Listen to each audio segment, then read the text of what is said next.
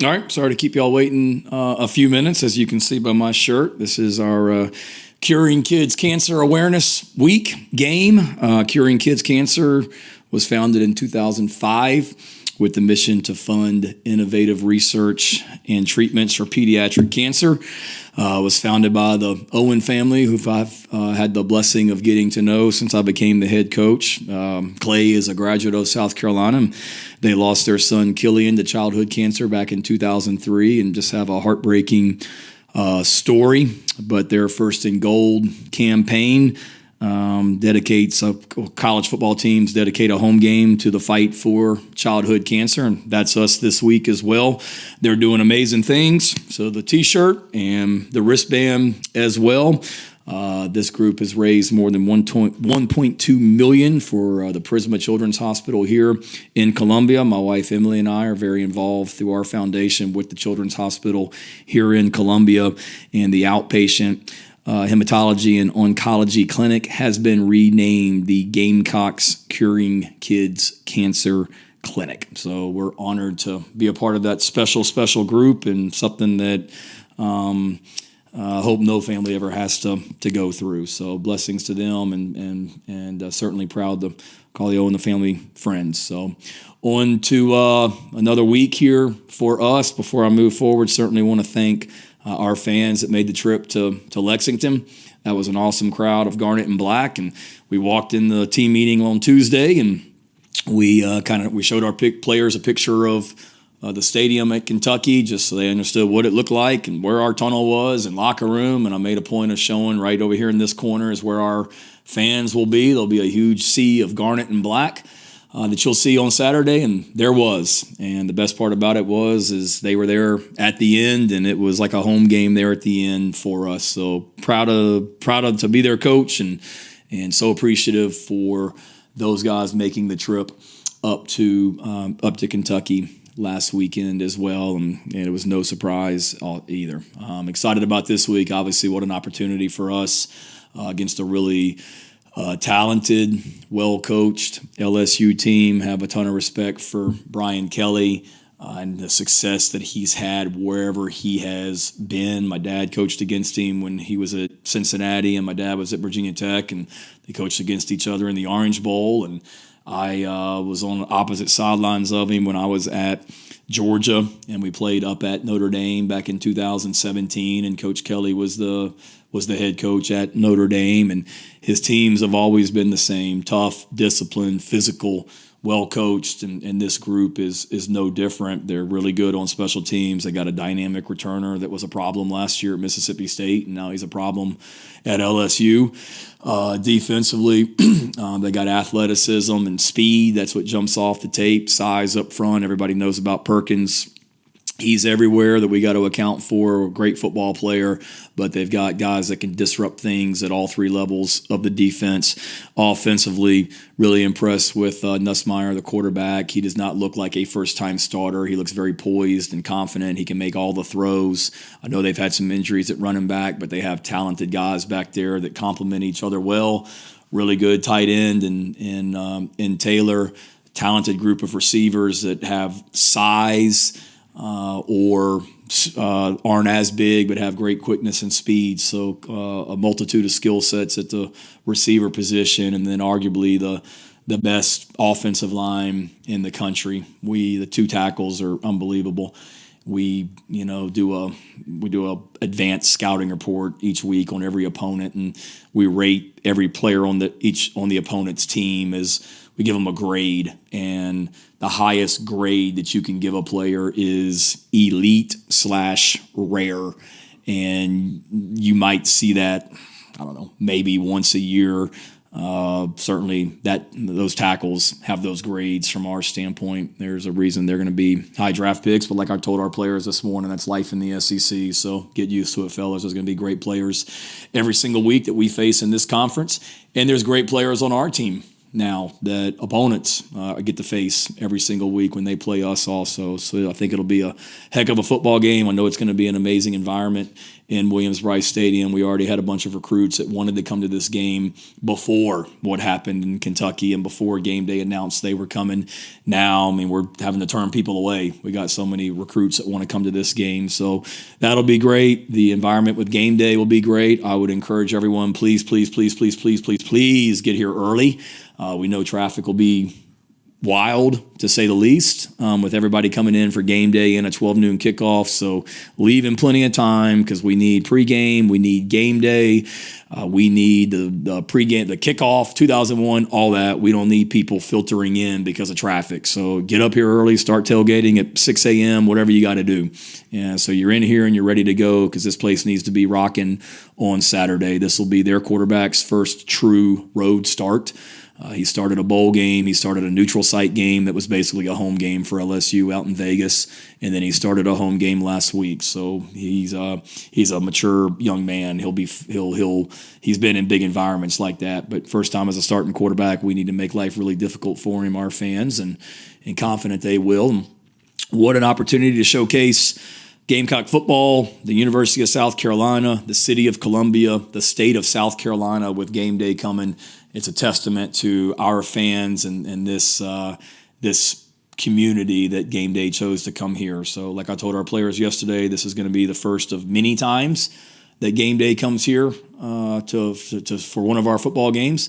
So we need to get used to it, and we're excited about the opportunity on Saturday. Have a big challenge and had a good practice today. Can't wait to keep this thing rolling. So questions, I guess David's in DC. Congrats to Dawn and our women's team for being up there today and getting honored. So I guess you get the honors, Hale. Is that what I'm noticing here? I think I was just the first to raise my hand. You saw an opportunity with David not here, though. Yeah. With game day being here, I just wanted to hear what you had to say about just your memories and I guess relationship with the show, for lack of a better way to put it. I would imagine you probably watch when you can on Saturdays. And yeah. Do you remember your life before you were coaching with the show? And no, I do. I can remember, watching it for sure, but then being at Virginia Tech in '99, that was my senior year of college, and that was the year we went undefeated and played for the national championship. And game day came to Blacksburg, I think twice that year for Syracuse and the Miami games, if I'm not mistaken. And I remember what a huge deal that was, that game day is coming to Virginia Tech. And then over the years, getting to know Kirk Herbstreit on a personal level and getting to know Chris Fowler and Reese Davis now and Pat McAfee in the last couple of years, getting to know those guys has been cool. And then certainly I'm a fan whenever we're in the hotel on game days, home or away. I'm watching it if we're not in meetings or eating or whatever we do as a team, because I'm just a college football fan and enjoy watching it without a doubt. I remember in 2010 when they were here when we played Alabama. I think we had an off week the week before because we had lost to Auburn, if I'm not mistaken, the week before. And I remember we were working that Sunday, and I think I told you guys Sunday night, I ran in the subway over here on Assembly Street to get lunch. And I remember coming out of Subway and my wife telling me that it had just been announced that game day was coming to Columbia for the Alabama game 6 days later, and how exciting that was. And it's the same feeling now as well as the head coach. So it's awesome for our community, and great that they're coming here. And now we need to make sure they walk out of here saying that's a place we need to come back to, and we need to do our part to play well and make it a memorable day. Hey, Shane, you mentioned how the fact that game day is going to be here and the, I guess, extra interest from some recruits. Can you elaborate a little more on how something like that can really have an impact on your recruiting? And do you think game day has as much impact here in the era of NIL and the transfer portal? No, I do. I think it's certainly the way we played Saturday. We had a lot of people that were already interested in us, but we were fortunate that Saturday in Lexington, that was really the only game on. There were a couple other ones, but it was kind of the premier game across all channels. So there were a lot of eyes that were watching our game on Saturday, a lot of recruits that were watching that game on Saturday and saw us playing freshmen. And Monday nights we work late, but we take an hour from 6:30 to 7:30 as a staff and just FaceTime recruits for an hour straight. And we probably talked to 30 kids last night, and that's what they were all saying was, man, y'all were balling against Kentucky and whatever else, and at defense and those freshmen and Dylan Stewart and all that stuff. That's great. And then, so that already had excitement. Then Game Days announced that they're coming. That just created even more excitement with fans, recruits, our players. But yeah, I believe absolutely, NIL, it's a different time. Transfer portal, it's a different time. But having, those players, they watch that show and they know who those guys are. And they know that, Reese Davis and Kirk Herbstreit and Lee Corso and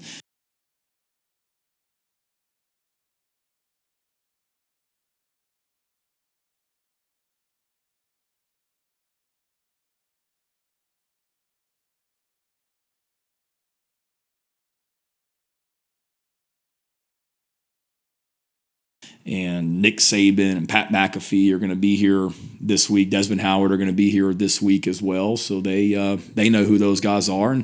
And even if they don't, they know that when game day comes to town, that's a big deal as well. And that's a test. I told our players this morning, it's a testament to them and LSU that they want to come and be a part of this thing and get used to it. You've talked a lot about this offense kind of being a process and needing to gel, and it's just going to take some time with young players. Is there one thing, or maybe a couple, you kind of put your finger on as the next step for this offense? Just going week 1 to 2 to 3. You got to eliminate the negative plays. We've had way too many negative plays in the first 2 games, and especially this week. We're playing a defensive coordinator that was at Missouri the last 3 seasons and frankly embarrassed us the last 3 seasons with the number of negative plays. I think in 3 games we've had like 8 sacks and 24 tackles for loss, if I'm not mistaken, in the last 3 years. So the thing for us is we've had too many of those negative yardage plays on offense, and we certainly can't come out of this game on Saturday having 8 negative yardage plays. If so, it probably hasn't gone well for us on Saturday. So that's the good thing. That's the big thing. They're going to make some plays. I'm not saying that. They got really good players. So we're probably not going to have there's probably going to be some negative yardage plays, but we just can't have them where it's every possession we've got negative yardage plays. Just efficiency, efficient runs. Not every pass is going to be a 50-yard explosive down the field, but just being able to have efficient passes and stay on schedule as an offense will be key this week, and that's, to me, that's kind of the next step that we got to get better at. Kind of a two-parter for you. Does this feel similar at all with the national spotlight being on you guys compared to, say, last year when you guys were on game day, then the year before where, all the hype started building up once you guys beat Clemson and Tennessee? Yeah, I think in a lot of ways the spotlight is back on us, but we've we talked this morning that one of the keys for us this Saturday is we got to handle success the right way and handle some of the, I don't want to say distractions, but there's a lot going on this week that we didn't have to deal with last week, or that we didn't get to deal with last week. It's a positive. We need to get used to it, but we need to make sure that, one, we're handling distractions the right way, and we also have to handle success the right way and realize that, the bandwagon, if you will, is getting full in a lot of ways, and understanding that there's people that are on that bandwagon right now that may jump right off the next time that things don't go well. And really our guys understanding that the key for us is just continuing to just work and continue to get better. And that's what we've talked to our players about. Just keep working, keep getting better. We know there's a lot of things from that Kentucky game that we have to clean up, as good as the score was and how good that score was. And it was. We played really, really well. But we also know that, we played with great effort and physicality and toughness, and that didn't just happen. We prepared last week to go play like we did on Saturday, and that's going to be the key for us, is not get caught up in being in the national spotlight and the hoopla and having Ryan McGee right next door interviewing players and myself for ESPN right now, but instead just worrying about what we can control and go get better and get back to work, which is what we did on Sunday night. Yeah, along those same lines, Shane, how do you think this team is prepared to handle those things that you talked about? Because it's been kind of a crazy first couple of games between, the reaction from week one to the reaction now after the win. I think so. I think we're prepared to handle it. We'll find out, but I feel like we have a very mature team in a lot of ways. No, we're young in a lot of spots, particularly on offense, but we've got a lot of veterans that have been around here for a while on defense, and veterans like Kai Kroger and Kai Kroger and Hunter Rogers and Alex Herrera that have been around here for a long time, and veterans on offense like Luke Doty and Vershawn and Jakai that have been around here for a long time. So we got a lot of players that we're going to lean on them to really set the tone for our guys this week. And what we told our players is, that Kentucky game was huge, but we're either going to look back here at the end of the season and say, man, that Kentucky game was really huge because of what it propelled this football team to. And they took that win and they just continued to get better and use that momentum. Or we're going to look back at that Kentucky game and say, what an opportunity we wasted that we played like that. And then we sat around and drank the Kool-Aid all week and listened to all the pats on the backs that we're getting. And instead of getting ready to play a really physical, well-coached football team against LSU. So I feel like we're prepared. Practice today showed me that we're preparing the right way. And then the key for us is just going to be to continue to improve Wednesday, Thursday, Friday, and then just go turn it loose on Saturday. Coach, this program no stranger to big games. Played in bowl games in your 10-year in 2022, that into the season.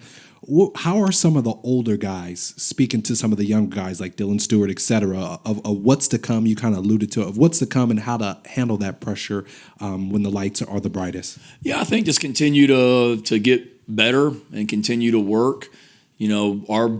Our challenge this week is, one, not to listen to listen to the pats on the back, but prepare to go play well. And in Dylan and Kyle Kennard's instance, and our defensive tackles, they're listening to everybody tell them how dominant we are on defense. That's wrong, because they're getting ready to play arguably the best offensive line in the nation on Saturday, and they better be ready to play. And you can go on and on and on.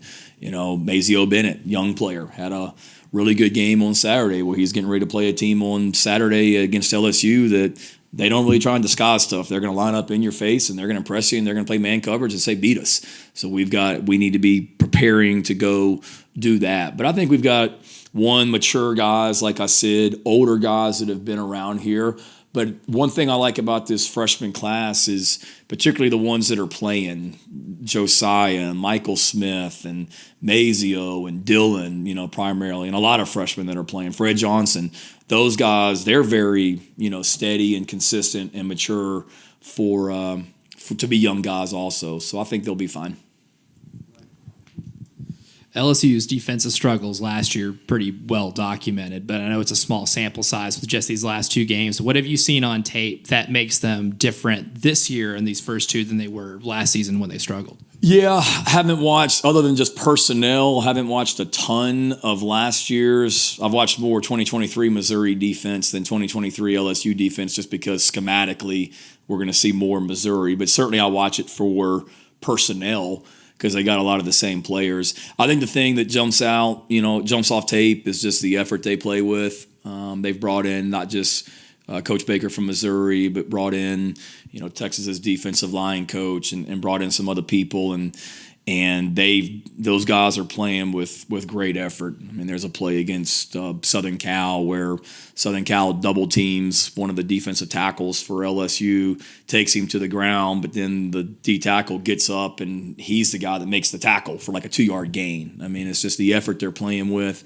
And then you can tell they have a lot of confidence in what they're doing. They've got good players, and they're out there playing with great confidence and playing fast and getting lined up and going and playing and utilizing their abilities. Two things. One, do you have any say in who the guest picker is? No. None? No. Okay. Unless they plan on asking me later in the week. I haven't had any say, and Steve's probably got more influence. I haven't talked to anyone or anybody about game day. I know about as much as y'all do. Okay. Second thing, what If I did, I'd probably put Hunter, my son, up there. That would be like my pick. Just let him get up there and fire away. All right, Hunter Beamer it is. What have been your thoughts on the rushing attack and Rocket? I mean, he had the nice run there, but it doesn't seem like he's had just too many explosive runs or anything that makes your eyes go up yet. Yeah, it's a work in progress. It's nowhere near good as it needs to be. We need to be more efficient for sure. We've had, going back to Alan's question, we've had some negative runs and negative plays, and we've got to have positive yardage. In my mind, we're too good on the offensive line to have negative plays, and it's everybody. It's receivers, it's running backs, it's tight ends, it's quarterbacks, reads, it's everybody. So we've got to be more efficient. There's no question about it. I like, schematically what we're doing. I thought there were some runs on Saturday that really could have been even more explosive than what they were. Rocket had one coming out. I think it was maybe the second play of the second half. We threw a little pass to Mike Smith, and then we went tempo and we handed it to Rocket, and he almost came out of that, and that could have been a long run. Robbie had one when he was in the game where he kind of stumbled and for positive yardage. That was close to pop him. The touchdown that Rocket scored at the end of the game, I mean, that was great, just individual effort and physicality running through people. So we need to be better. Not everyone's going to be a 40, or not every play is going to be a 20, 30-yard run, but we need to make sure that we're, constantly running that thing for better than whatever we were yards per carry the other day. I think we were less than 3. We've got to be better. I know 2 games is a small sample size, but it's usually taken over the last 10 years, 5 games for South Carolina to get to 10 sacks.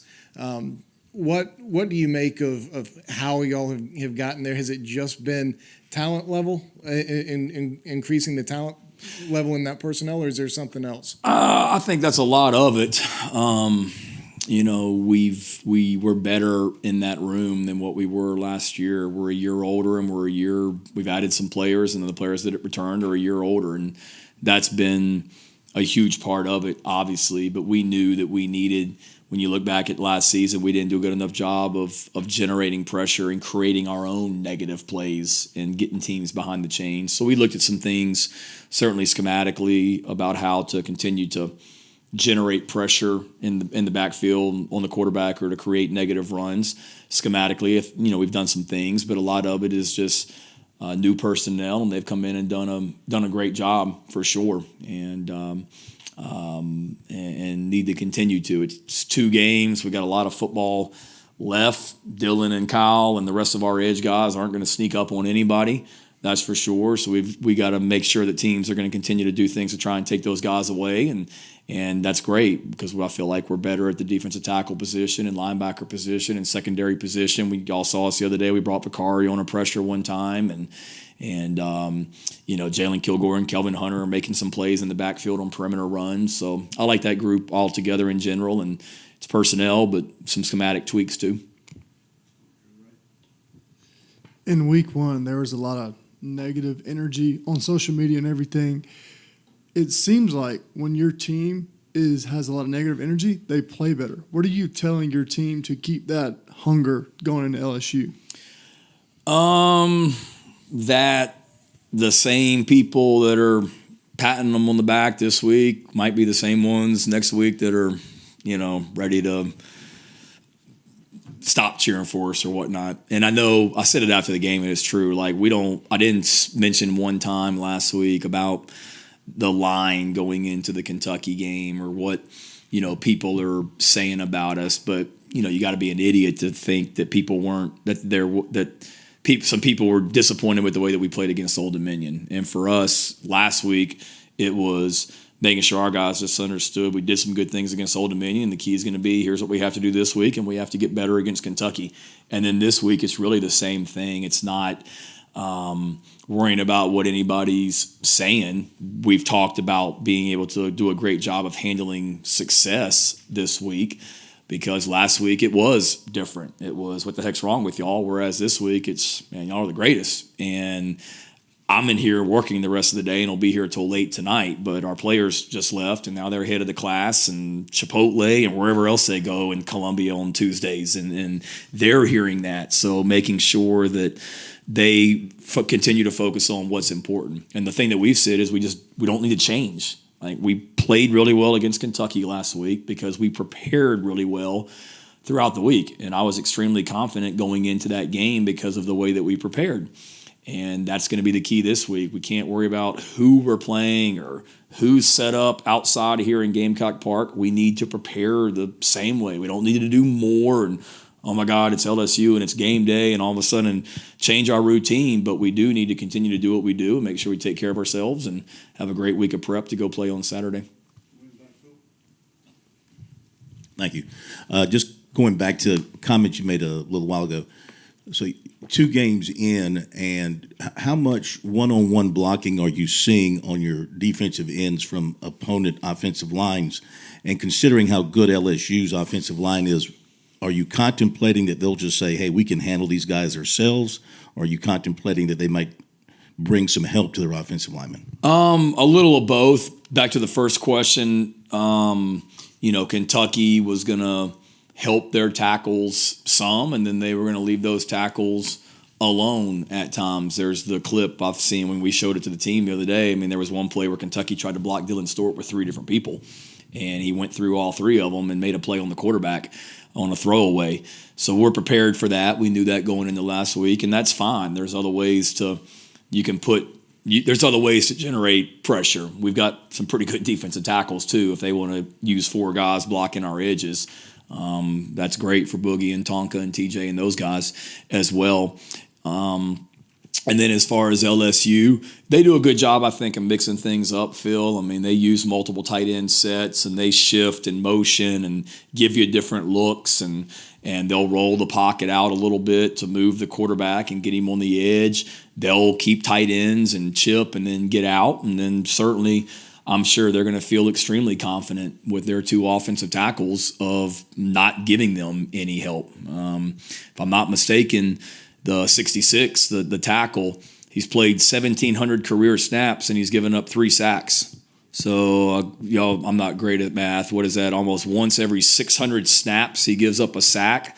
So I'm sure he feels pretty good going into Saturday. And the sacks he gave up were to Jared Verse from Florida State, who's in the NFL right now, Will Anderson from Alabama, who's in the NFL right now, and a quarterback scramble. So, I'm sure they're extremely confident, and it's a big challenge for our guys, and I'm excited to watch Kyle and Dylan and the rest of our defensive ends, edge group, as well as our defensive tackles, how they combat, LSU's offensive line. Told them this morning in our team meeting, I mean, what an opportunity for our guys to get to go compete against what many say is the best offensive line in the country.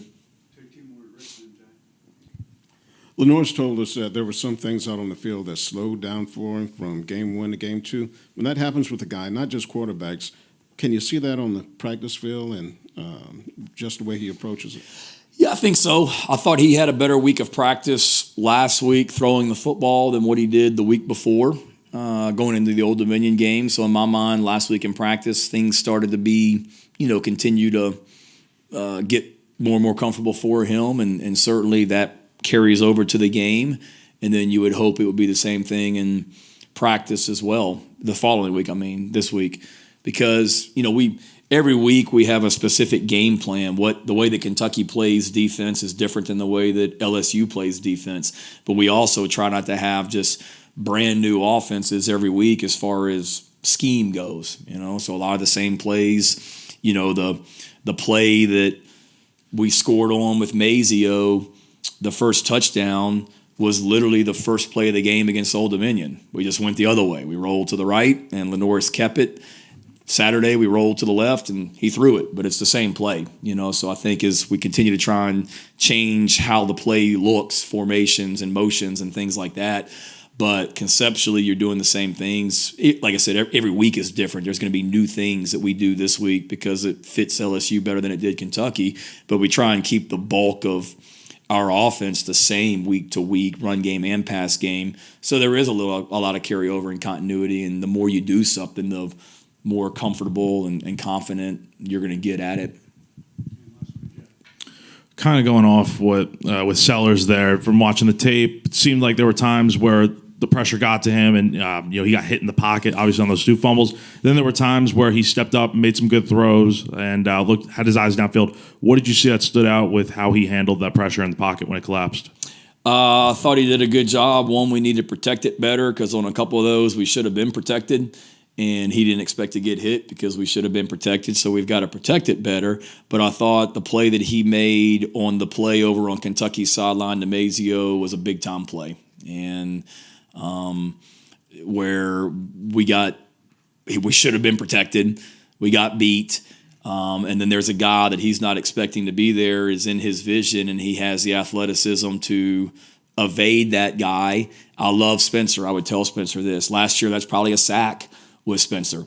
But Lenoris is able to make that guy miss, evade the rush, keep his eyes downfield, and then find Mazio for a big play.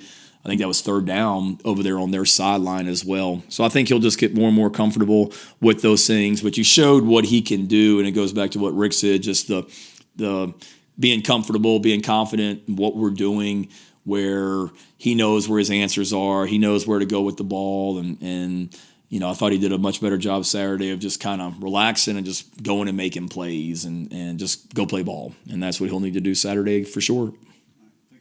Thank y'all. Have a great week.